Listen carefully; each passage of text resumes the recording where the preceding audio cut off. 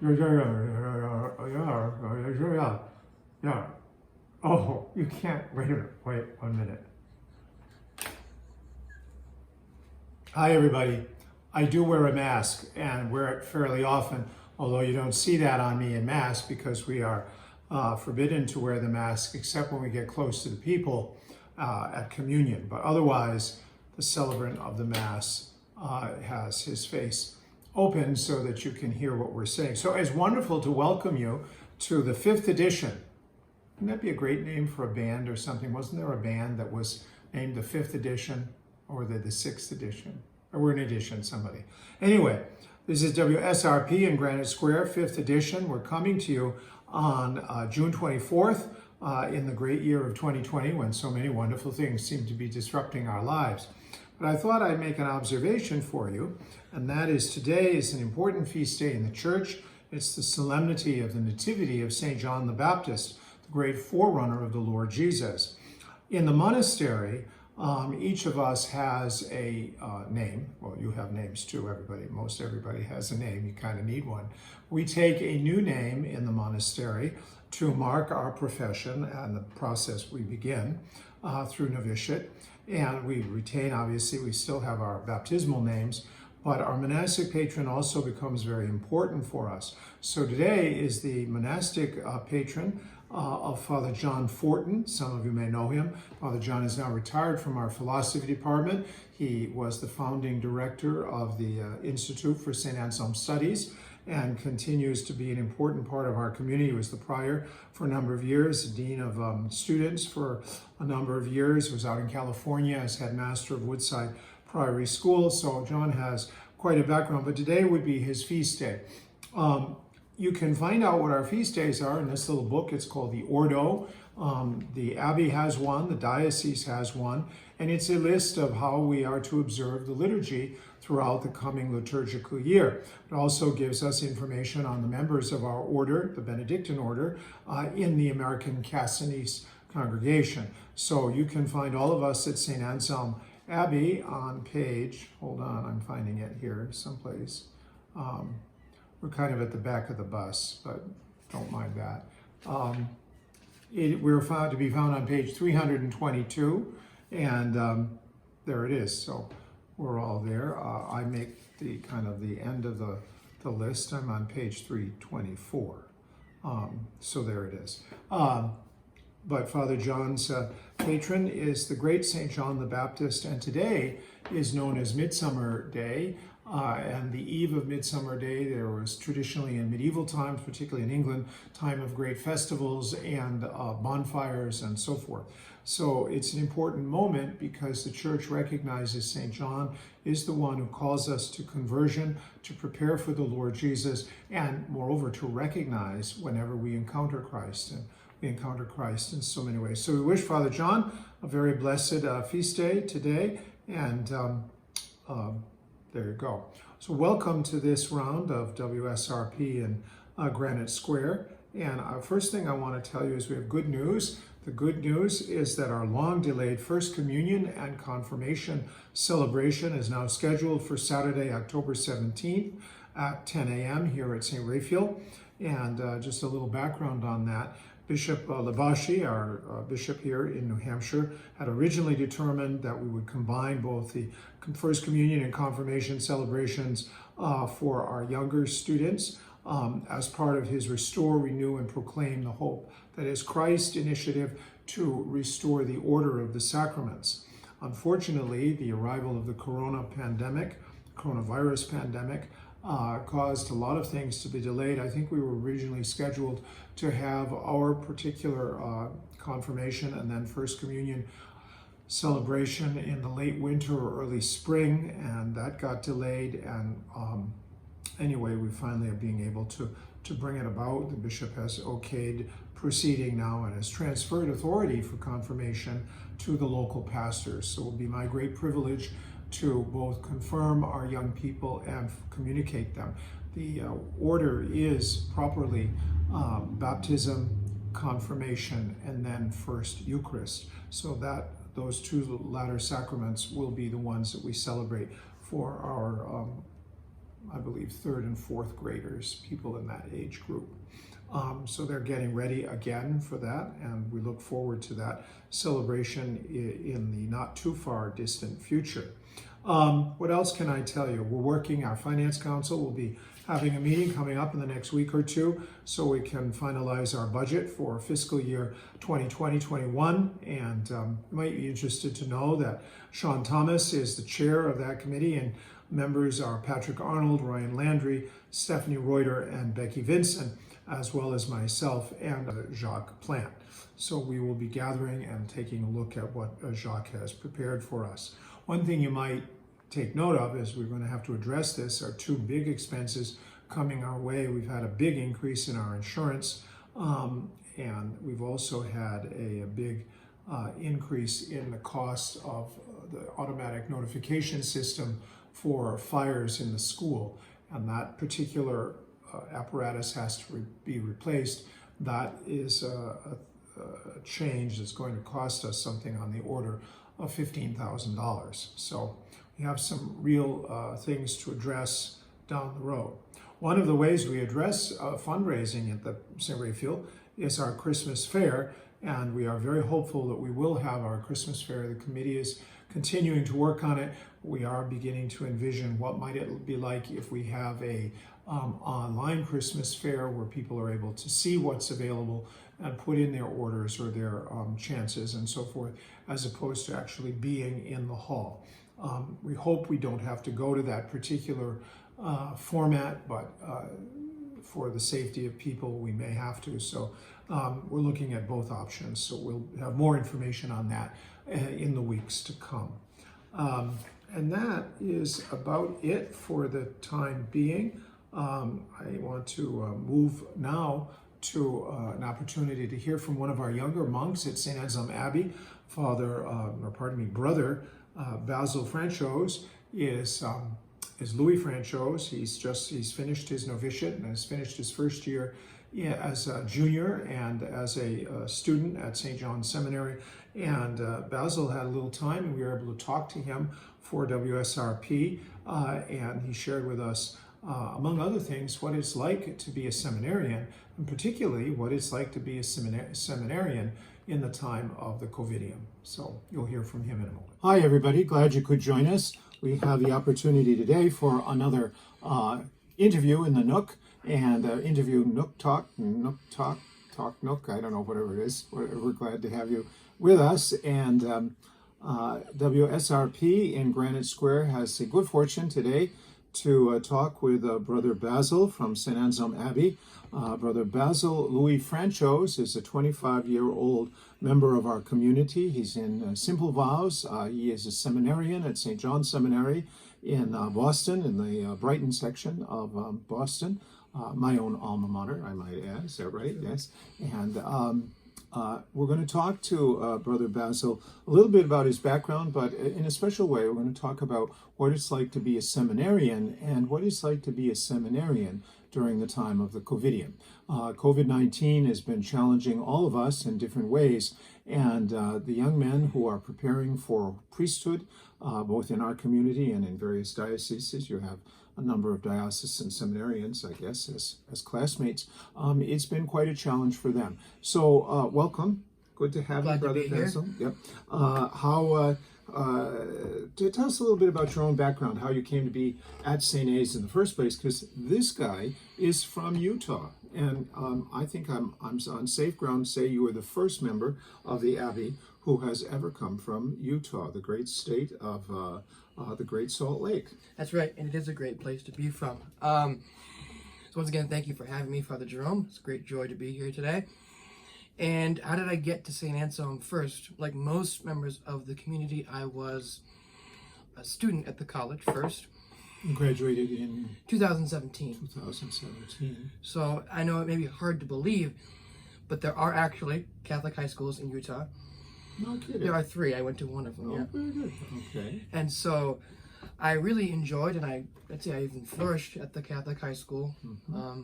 At the time, I actually even converted to Catholicism when I was there. And I said, there's the old phrase, if it ain't broke, don't fix it. I like the small Catholic educational community, and I said, well, let's look for that in a college. And I had a couple of schools in the Northwest that I looked at, and a couple of schools in New England, obviously. My father's side is from around here, Worcester area, so he named a couple of schools, St. A's being one of them. And I came on a tour, enjoyed it, was my top choice. I got in, and the rest is history, I guess. Well, I guess that's very good. I remember you as a student. You and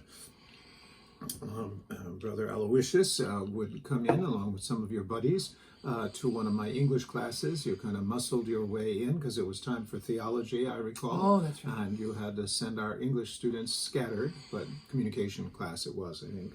But yes, I remember you as a student. You were a very good student and a serious student. And now, as a monk you're a monk anyway, but as a monk in training for holy priesthood, you have a lot on your plate. And so maybe you could tell our listeners and our viewers a little bit about what that means. We have, how many of our monks now are in training for priesthood? This is a blessed time for the Abbey. I remember when there was only one in preparation. You was it. So, so if you even count those who are in academic work, there's Brother Aloysius, myself, and Brother Titus, all at varying stages of the academic process for ordination. There's also Brother Dunstan, who is not seeking ordination, but he is in academic work. Studies. He's at Boston College. Yeah, starting his first year of PhD work in the fall. And you and Titus are at St. John. That's right. And Brother Francis is also at. That's right. I forgot about is that. also at St. John. Yeah. At St. John. So very good. Now, what year have you just finished? Your first year? My first year. So first theology. Now, I don't imagine that when you entered in September, you expected that within half a year you would be in a wholly different ballgame. So maybe a little bit longer than half a year, but when did you discover that you were going to have to be doing your classes by remote learning? So St. John's was pretty, at least from my perspective, they were pretty, I want to say ardent, if I can use that word, about wanting to do as much as they could to keep us there. This was Friday, I don't know the date, but it was, mid-March. Mid-March. Most schools around them had said, go home. In St. That John's. was the time of the Great Dispersal. Yes. The diaspora, if you will. And that happened to us at St. Anselm That's as right, well. yeah. Now, St. John's was before St. Anselm, so it was on a Friday, then that Sunday, I think, if my memory serves me correct, they said, no, we're actually going to come back and take your stuff and go for 2 weeks, but if you could read the writing on the wall, it looked as if it would be for the remainder of the semester. So it was an interesting experience, first because I went from being a novice for a whole year to then going down to St. John's to study. Rediscovering the world, as it were. In a way, sure. Yeah.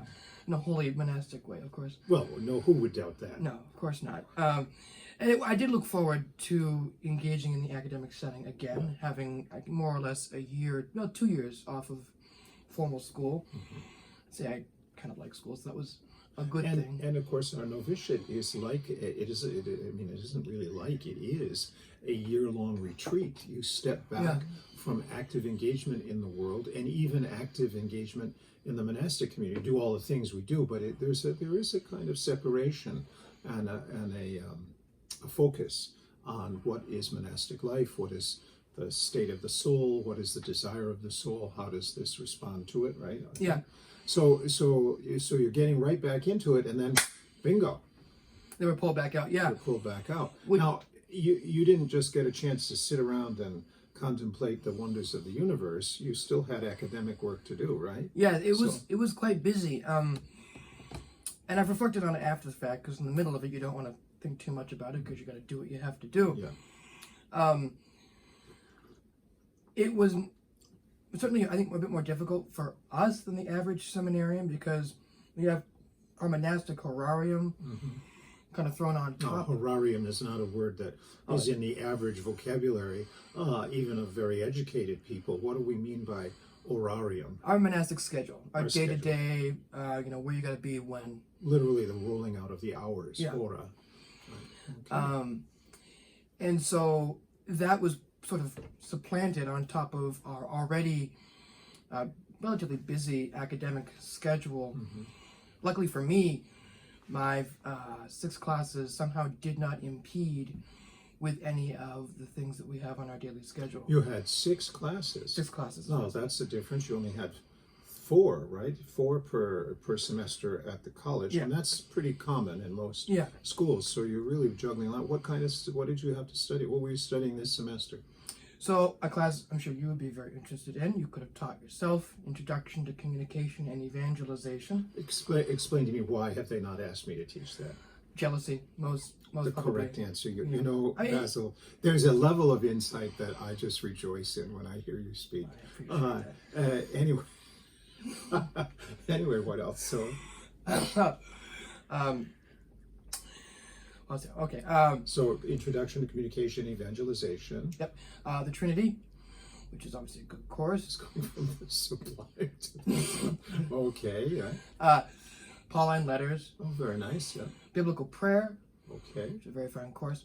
An Old Testament course, Uh-huh. Prophets, Psalms, and Wisdom to be specific. And then the last, but most certainly not least, if I can remember what I took.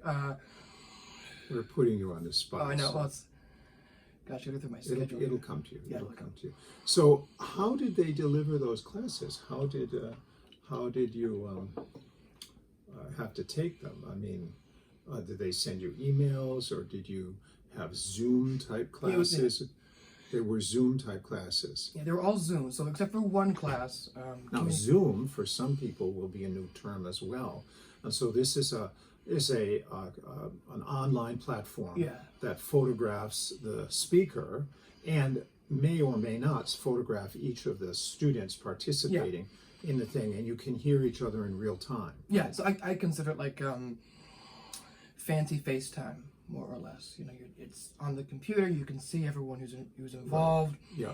You can type questions and pose questions. If the teacher is speaking, can you interrupt and say, Professor or Father, I have a question about that. Can you do that? Yeah, and in that sense, I mean, depending on the format, because the professor could also pull up a PowerPoint and have that on everyone's screen as he's speaking. But for the professor who doesn't do that, it was very very useful to sort of speak up, because then it wasn't like, where's that voice coming from? Because when you would speak, your face would pop up on the screen. Would come up on the screen. It's an interesting platform, isn't it? Yeah. Do you know, before the COVIDium began, I'd never even heard the word Zoom. I don't think any of us had. Everybody was talking about, we're going to Zoom this and we're going to Zoom that. I said, what are you talking about? Like that old commercial, Zoom, or wasn't that a car commercial or something? Yeah, maybe. Yeah. I don't see that much television Years ago. because of my own monastic observance, of as course. you understand. So, so you would submit your papers and engage your fellow students. And now, tell me this: I taught as you were working as a student at St. Anselm, and we many of my colleagues used Zoom, but many of us did not. I used. Thankfully, through our secretary here at St. Raphael, I used YouTube, Facebook and YouTube, and we did fine. I think the students liked it well enough. But for a lot of meetings in these recent weeks, there have been Zoom meetings, and I find them not bad if they're half an hour meeting, but when they go on, we had one with the trustees that was, I think, 2.5 hours. And I found it really exhausting. And I hadn't done really that much in the course of the meeting. I had to listen, pay attention, made a few contributions in terms of observations and thoughts, but it was exhausting. Did you find it that way as a whole semester on Zoom? Yeah, I certainly, it was different, oddly, than being in class. Yeah. Which do you prefer? I guess it depends on the course, to be honest with you. Really? Okay. I guess I'm more traditional. I do like an in-class thing, more so because there's less. Because if you have a dynamic professor, much like, some professor somewhere, you would find that a very engaging kind Exactly. of thing. Yeah, Exactly. good. And that was, even when there were those professors who were quite engaging, it was just the medium made it a bit harder to get that through, even if it was very high tech. Yeah. But the reality is that the temptation to be going to different tabs when one is sort of zoning on and on and on is just easier than sitting there taking your notes. You can go to different tabs. If you have it up on your computer screen. Not that you would ever do that, I'm just saying, from what I've heard. No, but Father wouldn't even know how to do that. Perhaps I should know what possibilities are out there just to be able to prevent students from, Exactly. That would be interesting. Yes, I find that very fascinating. So you did okay. You got all your papers in, and you took your examinations, and you were happy with your results? Yeah, I did very fine. Was the Master of Juniors happy with your results? I believe so, yeah. Oh, very good. Okay, excellent. Anything we should know more about seminarian life? Is it going to you think you're going to be returning in the same in the regular fashion in the fall? Yes, as St. Anselm hopes to do. Obviously, it isn't abbots or bishops or faculty that in some ways make these decisions. It's the virus that makes the decision, and all of us as how careful we are. Yeah. So, what were the things of live experience that you miss most about the seminary? Do you have a sense of community when you're down in Boston with the other seminarians? Sure. And I think what I enjoyed most about the first semester is that at least for me, I certainly got the sense of that we are different as monks. Certainly we're all being trained for the priesthood, and we're all down there during the week taking the same classes. But there is just a sort of sense of difference between us and the seminarians, which for me was a great joy to, in a way, confirm my monastic vocation. Oh, nice. Very good. Come Friday, it was like, get me back to my cloister. You're happy to be back. Yes. To go back. Yeah. Good. Well, that's encouraging and so forth. Now, of course, you're a resident down there, aren't you? You're a resident during the week. And you join them in the refectory, and you join them for prayer. Yep. And obviously, I would imagine you take a little time yourself for that too. And are there sports teams that our guys participate in? There are sports teams. You understand that those of us of an older era were unable to do that because we were on the road. We commuted all the time. It seems to be a more, let's just say, more educationally enhancing situation for you to avoid that, except for the down and the coming back once a week. Maybe save for keeping that tradition going. There is the soccer team, and there is the basketball tournament that has occurred the last, I think, 3 years now. So none of us who were there are involved in the soccer team. And I know Brother Francis has been involved as a manager/coach of the basketball team. And would you play other seminaries or? Yeah, so the basketball team does play other seminaries. The soccer team, interestingly enough, is in the intramural program through BC, so they play all the BC students. Oh, they do. Oh, I see. Very good. Very good. Do you play Protestant seminaries or Jewish rabbinical schools? I believe the basketball one is just your Catholic seminary. Catholic seminarians, I see. There is one, I think, SSPX that does participate. But oh, really? That's the St. Pius X SSPX. Or it's FSSP, the Our Lady of Guadalupe in... Oh, right, okay. They're out Midwest someplace? Yeah, somewhere in okay. Nebraska. Well, Brother Basil, it's been a delight talking to you. Thank you very much. Anything you want to leave us with? Thank you again for having me. I wish we could talk longer. I'm sure we will afterwards. But it was a great joy. And overall, it's the time of COVIDium, overall has, I think, in an interesting way, confirmed my monastic vocation and really helped the spirituality of being in the cloister. We're in the monastery a lot more now, even during the summer.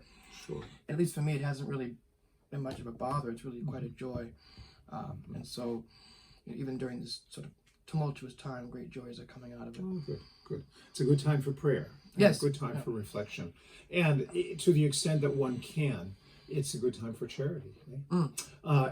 Just to maybe finish off, it's an interesting thing. Basil and our other younger brothers are at seminary, and the word seminary comes from a Latin word for seed.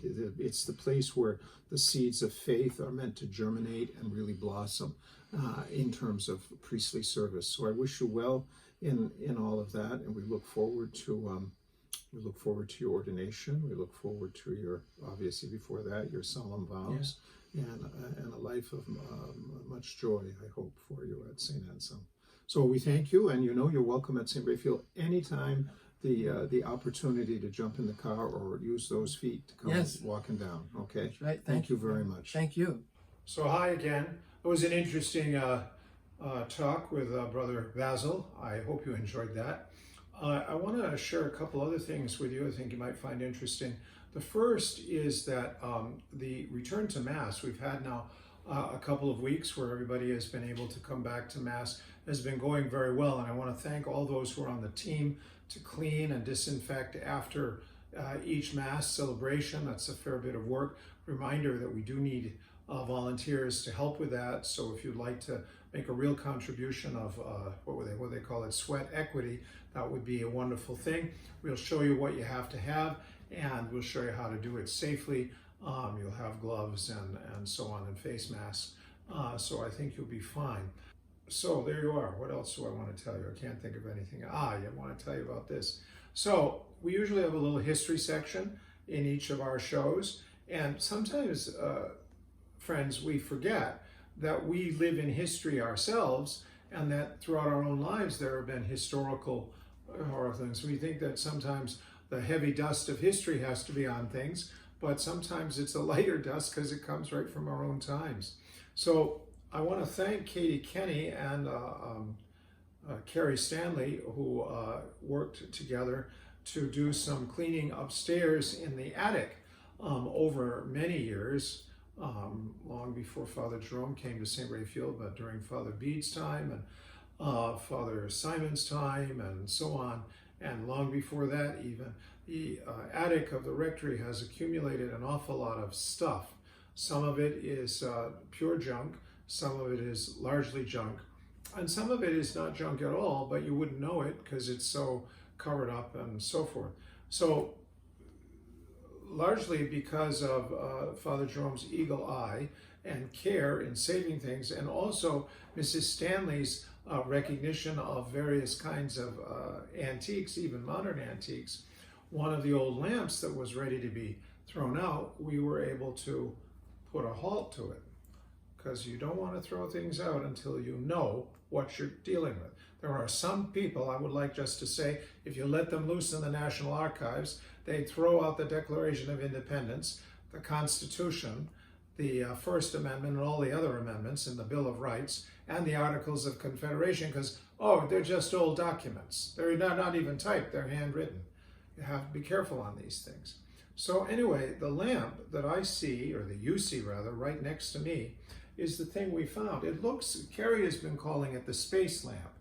And I asked her to do a little research on it, and so she did.